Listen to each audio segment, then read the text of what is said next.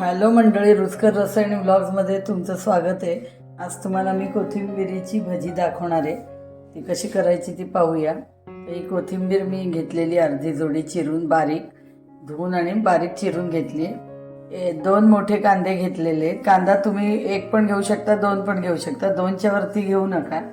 तुमची जेवढी कोथिंबीर आहे तेवढाच तुमचा कांदा असायला हवा असं नाही, कमी जास्ती चालतो. आणि ही मिरचीचे बारीक तुकडे घेतलेले. तर आपण पाहूया कसं करायचं ते. आता आपण कांदा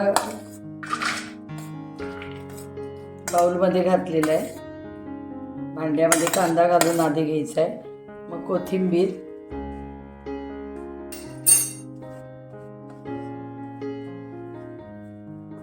आणि नंतर मिरच्या घातल्यात. हे बघा, हिरव्या मिरच्या, कांदा, कोथिंबीर, हिरव्या मिरच्या. आपल्याला याच्यामध्ये आता मसाले घालायचे. कोथिंबीरीपेक्षा थोडा कांदा जास्ती घेतला तरी चालतो. चवीनुसार मीठ घालतीये, साधारण 1 चमचा. धने जिरे पावडर 1 चमचा. हा बघा, आवडा ओवा 1 चमचा घेतलाय, तो हातावर चोळून घेते, तो घालतीये मी. हळद 1 चमचा, साधारण 1 चमचा घातलाय. तिखट तुम्हाला अजून हवं असेल तर लाल तिखटही घालू शकता. मी हिरव्या मिरच्या घातल्या त्यामुळे मी लाल तिखट काही घालत नाहीये. हे थोडंसं लाल तिखट घालतीये, 1/2 चमचा. तिखट आपल्या आवडीनुसार घाला, कारण आपण मिरच्या घातलेल्या आहेत. ते 3 मिरच्यांचे तुकडे होते. थोडंसं तेल घालते. आता हे मी कालवून घेते आधी. हे सगळे मसाले चोळून घ्यायचे. कांद्यामुळे आणि कोथिंबिरीमुळे पाणी सुटतं याला. आणि ह्याच्यामध्येच आपण बेसन पीठ घालून, त्याला डाळीचं पीठ म्हणतात, ते घालून भजीचं पीठ तयार करायचे. थोडं थोडं बेसन पीठ घालायचं, एकदम घालायचं नाही.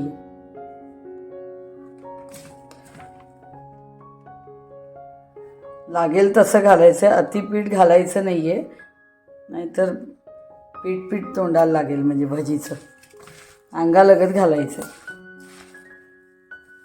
कांद्याला आणि कोथिंबिरीला पाणी सुटतंच. हे बघा किती वेळ आहे, त्यामुळे वेगळं पाणी घालायची गरज नाहीये. वेगळं पाणी तुम्ही घालू नका. तेल याच्यासाठी घातलं मी की खुसखुशीत भजी होते तयार.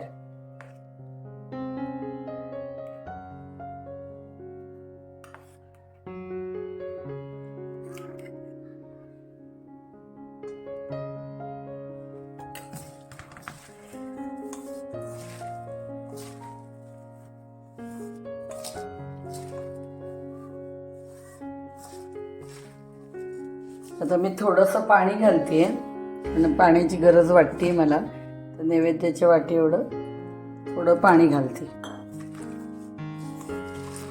थोडं पाणी घालायला लागतं. जसं आता पाणी कांद्याला सुटेल त्याच्यावर ते डिपेंड आहे.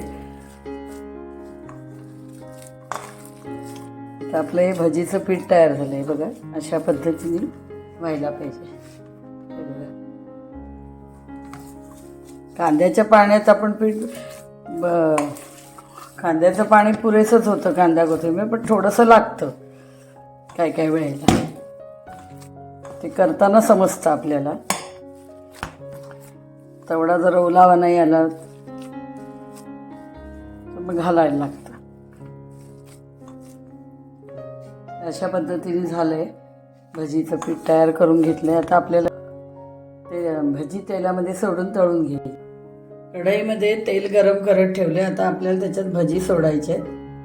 हे बघा, असा मी हातात गोळा घेतलेला आहे, आणि छोट्या छोट्या आपल्याला काढायचे. तुम्हाला जितक्या आकाराच्या हव्या तशा.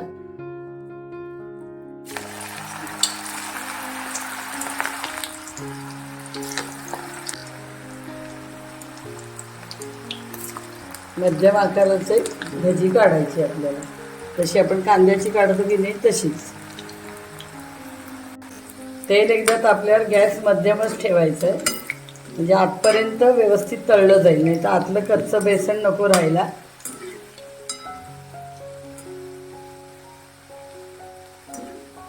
उलटून घेते मी,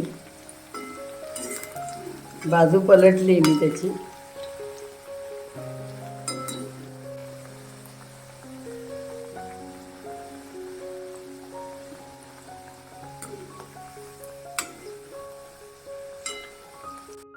आपली भजी आता तळून झालेली आहे.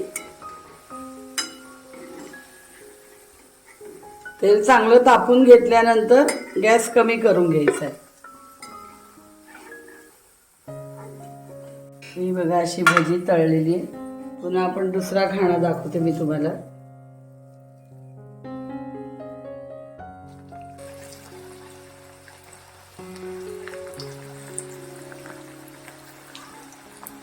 मी बाजू उलटून घेतलेली आहे भजीची.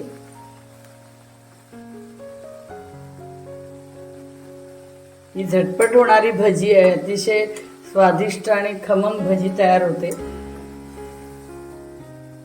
कोथिंबीर असल्यावर काय करायचा हाही प्रश्न पडतो आपल्याला की कोथिंबीर वडी सारखी आपण खाऊन ती पण कंटाळतो. कोथिंबीरीची एक भाजी होते म्हणून म्हटलं की आता आपण हा नवीन पदार्थ दाखवूया की अशा पद्धतीने केली तरी अतिशय सुरेख लागते कोथिंबीर भजी.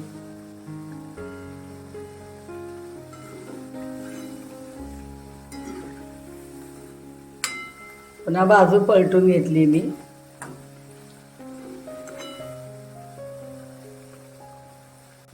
मीडियम गॅसवरती करा, नाहीतर मग ते कांदा किंवा कोथिंबीर जळू शकते. म्हणून मीडियम गॅसवरती करायचं. एकदा तेल थोडंफार मीडियम तापल्यानंतर भजी लगेच चालू करायची. एकदम पण कडकडीत तेल करायचं नाहीये, नाही तर कांदा जास्त तळला गेला तर मग भजी कडू लागू शकते.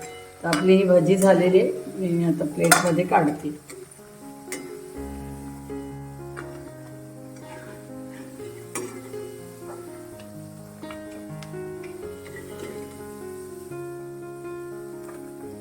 आणि आता ही भजी तुम्हाला प्लेटमध्ये काढून दाखवते.